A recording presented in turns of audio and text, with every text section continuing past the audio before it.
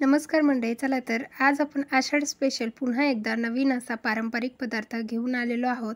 त्यामुळे व्हिडिओ शेवटपर्यंत पहा. व्हिडिओज कुठेही स्किप करू नका, कारण खूपच सुंदर अशी रेसिपी आहे आणि आजवर तुम्ही कधीही खाल्ली नसेल, त्यामुळे नक्की पहा. चला व्हिडिओला सुरुवात करूया.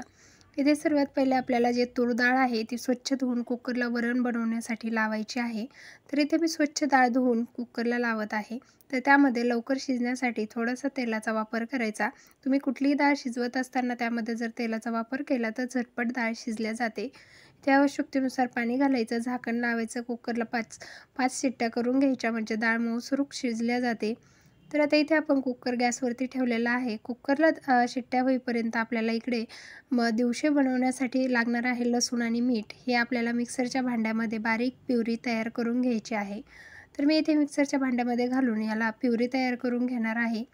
तर इथे आता आपल्याला थोडासा पाण्याचा वापर करून पुन्हा एकदा याला मिक्सरला फिरवून घ्यायचं आहे.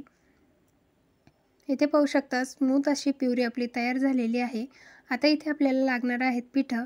तर इथे या कपाने 2 कप आपल्याला बाजरीचं पीठ घ्यायचं आहे. 2 कप असं आपण इथे बाजरीचं पीठ घेतलं. आता यासाठी आपल्याला 1 कप गव्हाचं पीठ लागणार आहे. इथे आपण 1 कप गव्हाचं पीठ घेतलेलं आहे. आता आपल्याला हे दोन्ही पिठं एकत्रित मिक्स करायचे आहे.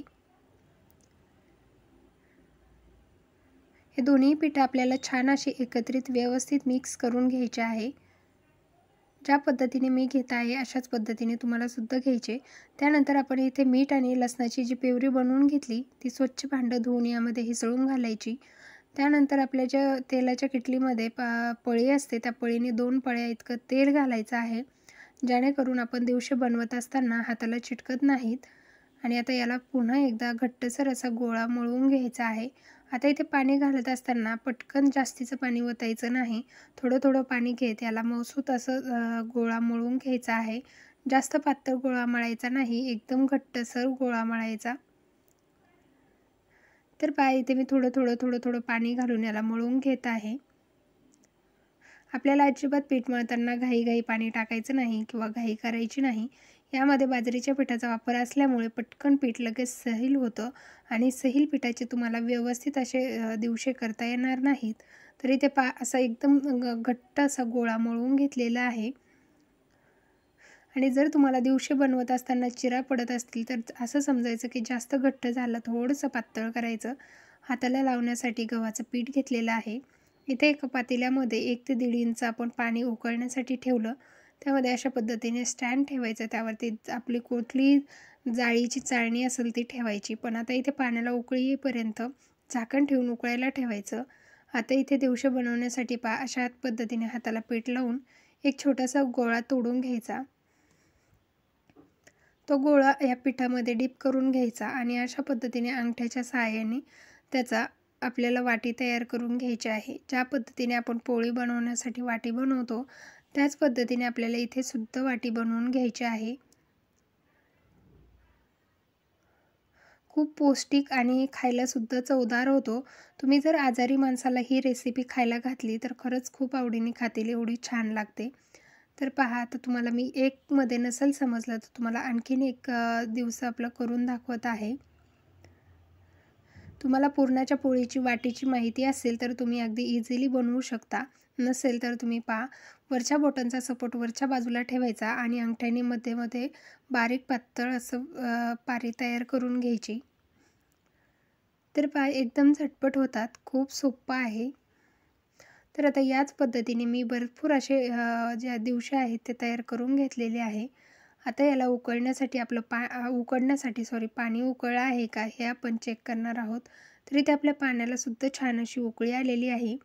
आता सर्वात पहिले आपल्याला ही चाळणी त्या पाण्यावरती ठेवून घ्यायची आणि त्यावरती सर्व दिवशी अशा पद्धतीने मांडून घ्यायचे आहे.